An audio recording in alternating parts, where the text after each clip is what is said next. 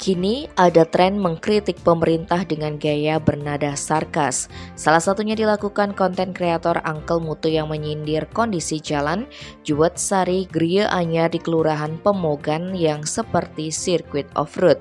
Dalam video yang diposting Uncle Mutu di Facebook, mereka memberikan judul video dengan kocak sekaligus sarkas. Pokoknya jalan Juwet Sari Griya Anyar hingga Pemogan jak keren gati. Cocok untuk latihan off-road semeton, kira-kira nyentain ngelewatin jalan ini. Dalam video itu dua orang yakni si perekam yang dibonceng dan pengendara motor dengan logat bulelengnya yang sepakat bertemu untuk membeli nasi. Setelah bersua, pengendara motor yang tubuhnya dipenuhi tato itu pun ditertawai oleh temannya mengapa plat nomor kendaraannya sampai di lakban dan berbunyi.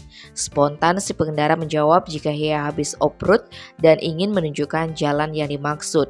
Keduanya kemudian meluncur ke jalan yang dimaksud yakni jalan Juwet Sari. Betapa kaget temannya melihat kondisi jalan Juwet Sari yang bopeng dan hancur lebur di sepanjang jalan yang mereka lewati.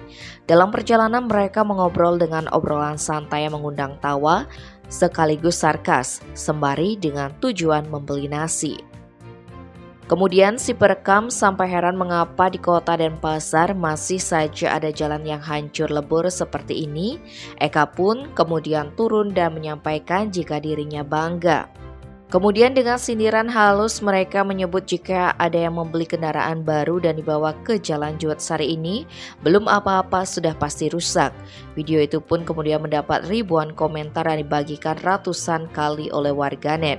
Warganet pun mulai bertanya-tanya siapakah yang sebenarnya harus bertanggung jawab atas perbaikan jalan ini. Ada yang menyebut pemerintah kota Denpasar, namun ada juga yang menyebut jika pengembanglah yang memiliki peran, mengingat jalan Juwet Sari ini adalah kawasan perumahan.